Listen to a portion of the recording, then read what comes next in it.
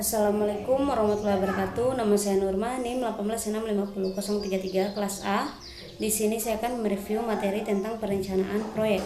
Langsung saja pada materi, yaitu pendahuluan. Sebuah proposal adalah dokumen yang merinci biaya dan jadwal proyek serta menjelaskan langkah-langkah yang akan diambil oleh tim proyek untuk menghasilkan produk yang diinginkan. Kemudian perencanaan adalah sebuah proses yang berulang-ulang atau rencana akan ditinjau secara terus-menerus sesuai dengan pertimbangan proyek dan sesuai dengan bertambahnya pengetahuan dan pemahaman yang lebih baik dari anggota tim.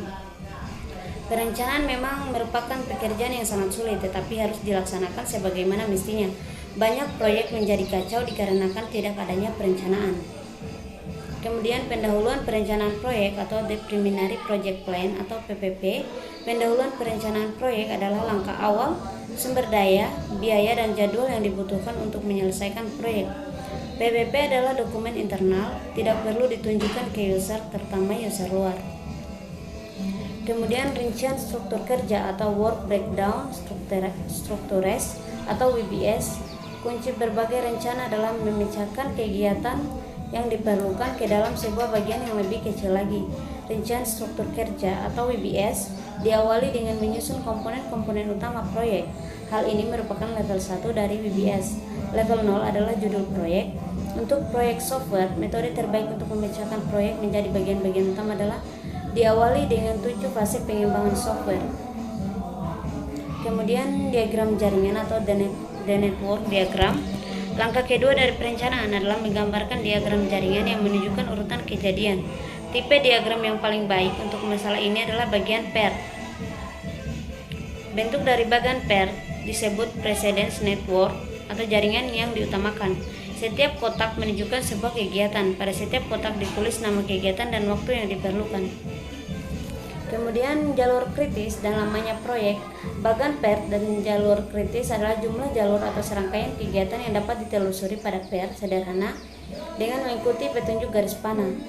Lamanya waktu yang dibutuhkan untuk menelusuri setiap jalur dapat dijumlahkan dengan menambahkan lamanya waktu dari jalur masing-masing kegiatan.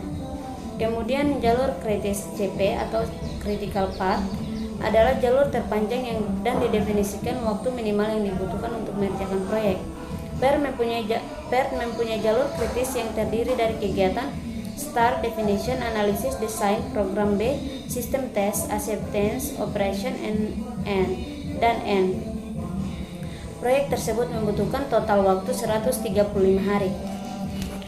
Kemudian menghitung biaya proyek atau calculating project cost. Jika kontrak proyek telah mempunyai harga tetap, manajer proyek dapat menghitung biaya kasar untuk tenaga kerja dengan cara menggalikan jumlah tenaga kerja per hari dengan rata-rata biaya per hari.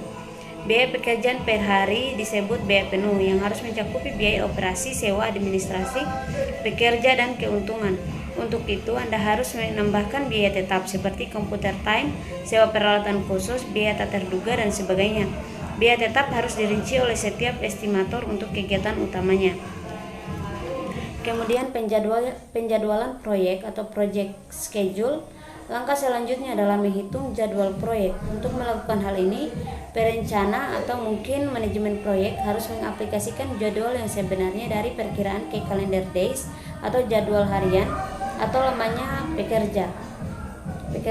Salah satu kesulitan tugas ini adalah mengalokasikan sumber daya manusia yang akan bekerja pada kegiatan yang akan dilaksanakan, terutama ketika pekerjaan berlangsung secara serentak. Kesulitan lain adalah memutuskan bagaimana mempersingkat pekerjaan yang dilakukan dengan menggunakan sumber daya yang ada. Kemudian manajer proyek menjadwalkan semua proyek pada kalender atau jadwal yang nyata.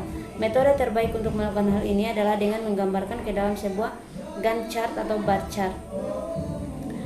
Kemudian outline pendahuluan perencanaan proyek atau preliminary project plan outline dilengkapi dengan sebuah pengetahuan ini. Manajemen proyek dapat menuliskan dokumen penting ini. Berikut adalah outline yang disarankan untuk PPP. Yang pertama, tim proyek atau the project team menggambarkan struktur, siapa yang memberikan laporan, siapa yang menerima laporan, kepada siapa berkomunikasi, dan seterusnya. Typical project team struktur yaitu programmer tidak lebih dari 5 orang bertanggung jawab terhadap pemrograman. Kemudian pimpinan proyek atau project leader mengawasi pemrograman bertanggung jawab terhadap kegiatan-kegiatan yang bersifat teknik seperti analisis, desain, dan tugas-tugas pemrograman seluruhnya. Tujuan utama yaitu kualitas produk yang dihasilkan secara teknik. Kemudian manajer proyek atau project manajer dalam tim atau pimpinan motivator dan lain-lain bertanggung jawab terhadap semua komunikasi yang datangnya dari luar atau laporan pertemuan-pertemuan penghubung antara manajemen tingkat dan dengan user. Tujuan utamanya itu keberhasilan proyek, perencanaan, pengontrolan, komunikasi. Kemudian yang kedua yaitu biaya proyek atau project cost, termasuk PBS membuat perkiraan dan perhitungan yang digunakan untuk menaksir biaya dalam pembuatan produk. Yang ketiga itu penjadwalan proyek atau project schedule merupakan bagian terpenting dalam proyek dan dapat menggunakan metode Gantt. Pemeriksaan ulang atau reviews. Pada bagian ini Anda dapat menghubungkan antara pertemuan dari manajemen utama dengan peninjau teknik atau jadwal proyek akan memberikan informasi ini. Tujuan dari masing-masing peninjau dan siapa yang akan mengerjakannya. Buatlah daftar tanggung jawab dari orang-orang yang terlibat. Kemudian yang kelima, laporan atau reports. Bentuk dan isi dari laporan keadaan, laporan milestone, dan dokumen proyek lain dapat dirinci di dalam laporan tersebut. Dokumentasi atau documentation, ada dua jenis dokumen di dalam proyek, yaitu user dan manajemen proyek. Kemudian yang ketujuh, assumption.